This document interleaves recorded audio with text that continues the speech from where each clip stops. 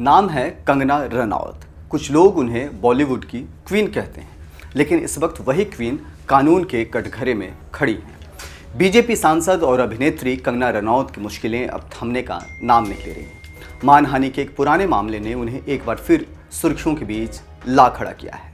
मामला पंजाब के भटिंडा कोर्ट का है, जहां कंगना को अदालत में खुद हाजिर होना पड़ा। न केवल पेश हुई बल्कि माफ़ी भी मांगी। लेकिन सवाल ये कि क्या माफ़ी से मामला खत्म हो जाएगा?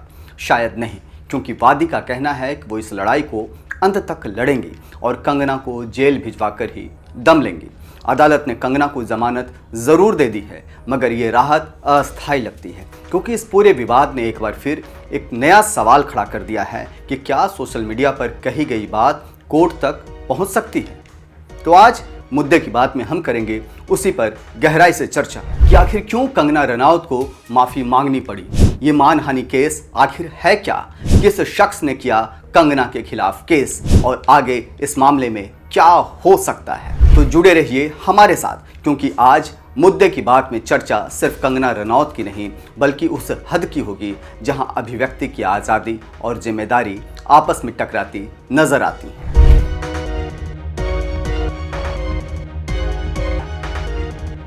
तारीख 27 अक्टूबर 2025 की सुबह पंजाब के भटिंडा कोर्ट के बाहर भारी भीड़ जमा थी।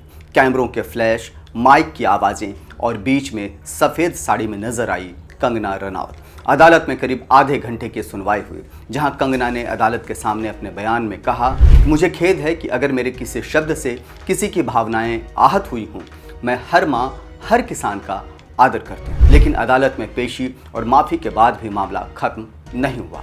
वादी यानी शिकायत दर्ज कराने वाली महिला ने कहा कि कंगना रनौत के शब्दों ने उसकी प्रतिष्ठा को ठेस पहुंचाई है और अब वो तब तक चैन से नहीं बैठेंगी जब तक कंगना को सजा नहीं मिलती। दरअसल ये पूरा विवाद साल 2021 के किसान आंदोलन से जुड़ा है, जब सोशल मीडिया पर एक तस्वीर वायरल हुई थी जिसमें एक बुजुर्ग महिला किसान आंदोलन में हिस्सा लेती दिखाई दी थी। कंगना रनौत ने उस फोटो को रिपोस्ट करते हुए लिखा था कि ये वही महिला है जो CAA आंदोलन में भी नजर आई थी, अब 100 रुपये में प्रोटेस्ट के लिए पहुंच गई हैं। बस यही बात लगी महेंद्र कौर नाम की उस महिला को बुरी। किसान ने इसे अपनी इज्जत पर हमला बताया। उन्होंने भटिंडा की अदालत में मानहानि का केस दर्ज करा दिया। कानूनी तौर पर यह मामला क्रिमिनल डिफेमेशन यानी आपराधिक मानहानि के तहत आता है। भारतीय दंड संहिता की धारा 499 और 500 में इसका जिक्र है। अगर कोर्ट में आरोप साबित हो जाए तो सजा 2 साल तक की हो सकती है, जेल भी हो सकती है और जुर्माना भी, दोनों हो सकता है। लेकिन माफ़ी मांगने का ये मतलब ये नहीं कि केस खत्म हो गया।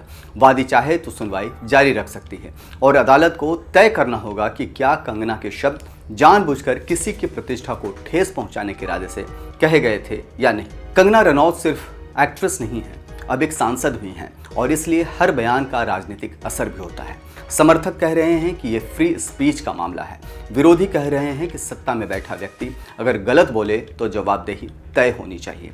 सोशल मीडिया पर लोग 2 हिस्सों में बटे हैं, कुछ कंगना की माफ़ी को बड़प्पन बता रहे हैं तो कुछ इसे राजनीतिक दबाव का नतीजा कह रहे हैं। अदालत ने कंगना रनौत को जमानत ज़रूर दे दी है, लेकिन मामला खत्म नहीं हुआ है। अगली सुनवाई 24 नवंबर को तय की गई है, जहां दोनों पक्षों के वकील अपने अपने तर्क पेश करेंगे। अगर अदालत को लगे कि माफ़ी सच्ची और पर्याप्त है तो केस को खत्म किया जा सकता है, लेकिन अगर वादी मानी नहीं तो मुकदमा ट्रायल स्टेज तक जा सकता है, जहां कंगना को बार बार अदालत में पेश होना पड़ सकता है। कंगना रनौत बॉलीवुड की क्वीन अब अदालत की क्वीन बनकर सुर्खियों में हैं। कभी बेबाकी से बोले गए शब्द आज कोर्ट में माफ़ी की वजह बन गए। कहते हैं शब्दों की कीमत वक्त से पहले कोई नहीं जानता, और सोशल मीडिया पर बोले गए शब्द आजकल अदालत की दीवारों से टकरा रहे हैं। अब देखना यह है कि अदालत माफ़ी को काफ़ी मानती है या सजा तक जाती है, क्योंकि इस कहानी में सिर्फ कंगना की प्रतिष्ठा नहीं है दांव पर, बल्कि वो लकीर भी जहां अभिव्यक्ति की आज़ादी और दूसरों की मर्यादा एक दूसरे से टकरा जाते हैं। यही है आज की मुद्दे की बात। कैसा लगा ये वीडियो हमें ज़रूर बताइएगा। साथ ही आप क्या मानते हैं इस बारे में, उसके लिए कमेंट सेक्शंस में जाकर के कमेंट करें। तब तक के लिए जय हिंद, जय भारत, नमस्कार।